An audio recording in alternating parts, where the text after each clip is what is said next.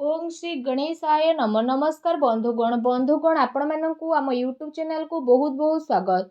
बंधुगण आज भिडियो रे आमे आपण मानकु कहिबा पई जाउछु आपणको पई विशेष भाबरे ए 48 घंटार समय अवधि विषय रे।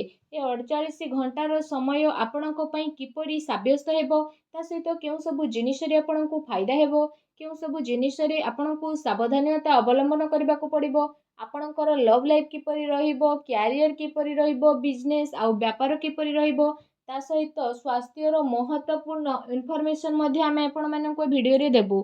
आउ ए वीडियो शेष रे आमे आपण माननको किछि उपाय विषय मध्ये कहिबु जहा द्वारा आपण ए दिन को आहुरी अधिक शुभ और मंगलदायक साब्यस्त करि परिबे। तो आगो को वीडियो आरंभ करबा पूर्वरु हमर आपणको रिक्वेस्ट कि जदि आपण हमर ए चैनल ले नुवा करि आछंती तो चैनल को सब्सक्राइब करंतु एवं सांगरे नोटिफिकेशन बेल को मध्य ऑन करंतु जहा द्वारा समय समय से नुआ नुआ वीडियो रो नोटिफिकेशन आपनको मिल जिवो। तो आसंतु सर्वप्रथम जानिबा किपरि रहिबो आपनको पई विशेष भाबरे 48 घंटार समय अवधि। जदि सबुठार प्रथमे कहिबा कि कोन आपनको पई ए दिन रे विशेष भाबरे पॉजिटिव रहिबा को जाउछि जदि कहिबा तो फ्रेंड्स ए दिन आपनको पई बहुत ही भल और शुभदायक रहिबो। जरूरी काम करिबा द्वारा आपनको विशेष भाबरे लाभदायक अवसरर प्राप्त मध्य हेबो। अटके रहितिबा धन मध्य आपनको पुणी थरे वापस मिली पारे। भल खबर मिलिबार आपनको पई अनेक ही जोग बनु अछि। उच्च पदाधिकारी एवं वृद्ध लोकंकर सहयोग आपनको प्राप्त हेबो एवं सबु कार्य आपण सहलतार सह संपन्न करिकि आपनको प्रतीत मध्य हेबो। एहा सहित आपण आपणकर कार्य कुशलतार द्वारा कौनसी महत्वपूर्ण कार्य को बहुत ही भल उपाय रे पूर्ण करिवे जहा द्वारा आपणको काफी खुशी मध्य अनुभव हेबो। कौनसी अति संपर्कीय लोकंकर घरे आगमन एवं हस परिहास रे आपणकर समय बीतित हेबा घरर माहौल को काफी खुशी भरा मध्य बनेई देबो। निजर परिवारर व्यवस्था बनेई के रखिबा पई जहा नियम आउ कायदा बना जाइछि तो से सब आपणको पई बहुत ही तारीफबान हेबो। एहा द्वारा घरे अनुशासित माहौल रहिबो आउ पिला माने निजर पाठ पढ़ा द्वारा एकाग्र चित्त मध्य रहिबे। आपण आपणकर डेली लाइफ रु बाहरी किछि नुआ करिबा पई चेष्टा करिवे जहा द्वारा आपणकर मानसिक आउ शारीरिक थकापण मध्य दूर हेबो आउ नुआ ऊर्जार प्रभाव आपण आपणक भितरे अनुभव मध्य करि नेबे। फाइनेंस संबंधित जदि कहिबा महत्वपूर्ण निर्णय नेबा पई मध्य ए दिन आपणक पई बहुत ही उत्तम दिन रहिबो। विशेष भाबरे ए दिनर समय आपणक पई किछि सकारात्मक उपलब्धि मध्य नेकी आसीबो। निजर महत्वपूर्ण कार्य को निभेइबारे आपण आपणकर विशेष भाबरे पूरा ऊर्जा लगेइबे। आपणक प्रयास अवश्य ही सफल हेबो। धर्म कर्म प्रति आपणक आस्था रहिबो। दिल अपेक्षा आपण दिमाग रे मध्य निर्णय नेबे। भावुकतारे आसिकी आपणकर निर्णय गलत मध्य होई पारे।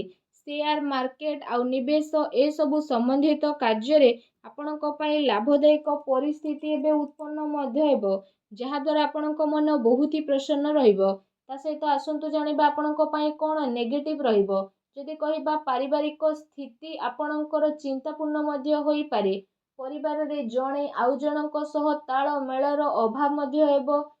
अनावश्यक कथा को मध्य नहीं विवाद मध्य उत्पन्न हेबार विशेष भाबरे संभावना देखा देउछि। कोनोसी प्रकारर मनरे भ्रम उत्पन्न हेबा द्वारा जणे आउ जनक सह लड़ाई झगड़ा मध्य हेबो। ता सहित पिलांकर कोनोसी नकारात्मक गतिविधि कारणरू आपनको चिंता आउ क्रोध भली भावना मध्य विशेष भाबरे उत्पन्न हेबो। किंतु से सबु भूल को आपण ठीक करबा पई विशेष रूप रे चेष्टा करंतु। एहा द्वारा आपणक स्थिति रे शीघ्र ही सुधारता देखिबा को मिलिबो।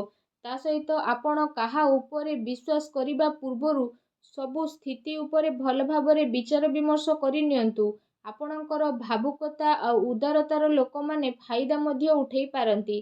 फ्रेंड्स को सहित अधिक मेल मेलाप केवल आपणकर समयर बर्बादी करि देबो। तेणु ध्यान रखंतु कौनसी निर्णय को नेबारे बहुत अधिक समय लगेबा हातरे आसीतिबा उपलब्धि को दूर मध्य करि पारे। निजर बाणी आउ जिद्दी स्वभाव को आपण नियंत्रित रखंतु। मामु घर पक्षक द्वारा कौनसी प्रकारर भूल बुझामणा मध्य आपणकर होई पारे।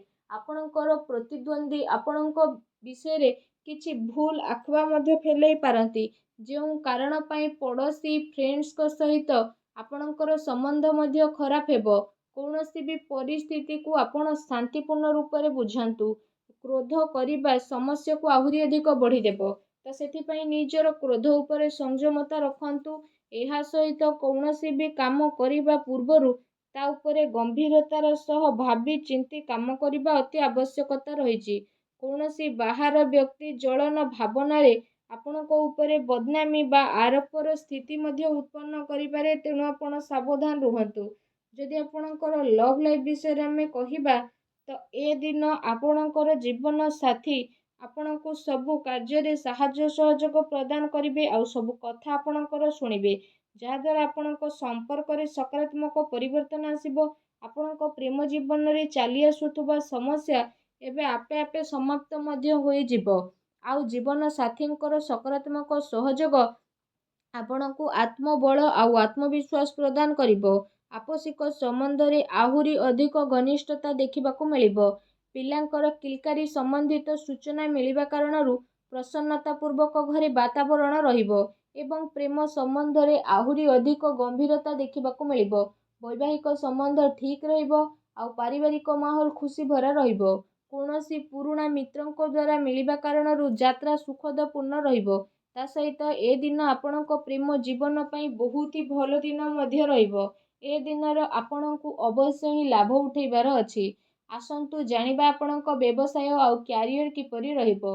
ଯଦି କହିବା କାର୍ଯ୍ୟ କ୍ଷେତ୍ରରେ ଆପଣଙ୍କର ଅତି ଆବଶ୍ୟକତା ରହିଛି, କାରଣ ଟିକେ ବି ଭୁଲ ବୁଝାମଣା କାରଣରୁ ମହତ୍ତ୍ୱପୂର୍ଣ୍ଣ ଅର୍ଡର ଆପଣଙ୍କ ହାତରୁ ବାହାରି ଯାଇପାରେ। ଚାକିରି ପେଶା ବ୍ୟକ୍ତି ବିଶେଷଙ୍କୁ ଧୈର୍ଯ୍ୟ ବନେଇକି ରଖିବାର ଆବଶ୍ୟକତା ରହିଛି, କାହିଁକି ନା ତାଙ୍କ ଉପରେ କାମର ଅଧିକ ବୋଝ ରହିବ ଏବଂ କାର୍ଯ୍ୟକ୍ଷେତ୍ରରେ କିଛି ନୀତିରେ ପରିବର୍ତ୍ତନ କରିବାର ଆପଣଙ୍କ ଆବଶ୍ୟକତା ରହିଛି। ସହଯୋଗୀ ଆଉ କର୍ମଚାରୀଙ୍କ ଗତିବିଧିକୁ ନଜରଅନ୍ଦାଜ ଆଦୌ ବି କରନ୍ତୁ ନାହିଁ। ଆପଣଙ୍କ ପିଠି ପଛରେ ଆପଣଙ୍କୁ କେହି ନୋକସାନ ପହଞ୍ଚାଇବା ପାଇଁ ଚେଷ୍ଟା କରିପାରେ। ସାଝେଦାରୀ ବ୍ୟବସାୟରେ ମାର୍ଗଦର୍ଶିତା ରଖିବା ଆପଣଙ୍କ ପାଇଁ ଅତି ଆବଶ୍ୟକତା ରହିଛି। କୌଣସି ପ୍ରକାରର ଅନୈତିକ କାର୍ଯ୍ୟକୁ କରିବାଠାରୁ ଦୂରେଇ ରୁହନ୍ତୁ, କାରଣ ଏହାର ଖରାପ ପ୍ରଭାବ ଆପଣଙ୍କର ମାନ ସମ୍ମାନ ଉପରେ ପଡ଼ିପାରେ। ସେଥିପାଇଁ କୌଣସି ଅଜଣା ବ୍ୟକ୍ତିଙ୍କ ସହ କୌଣସି ଡିଲ୍ ଫାଇନାଲ ଆପଣ କରନ୍ତୁ ନାହିଁ। ଏହା ଆପଣଙ୍କ ପାଇଁ ବହୁତ ହି ଭଲ ରହିବ।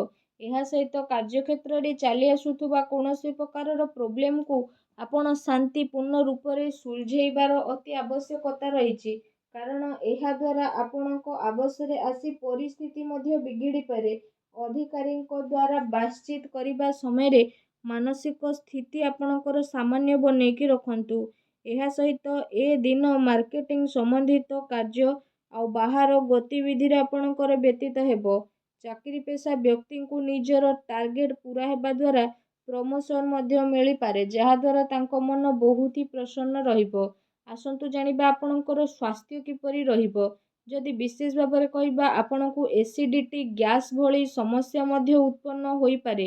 ଏମିତିରେ ନିଜର ଖାଦ୍ୟପେୟ ଉପରେ ଆପଣ ସଂଯମତା ବନେଇକି ବିଶେଷ ଭାବରେ ରଖନ୍ତୁ।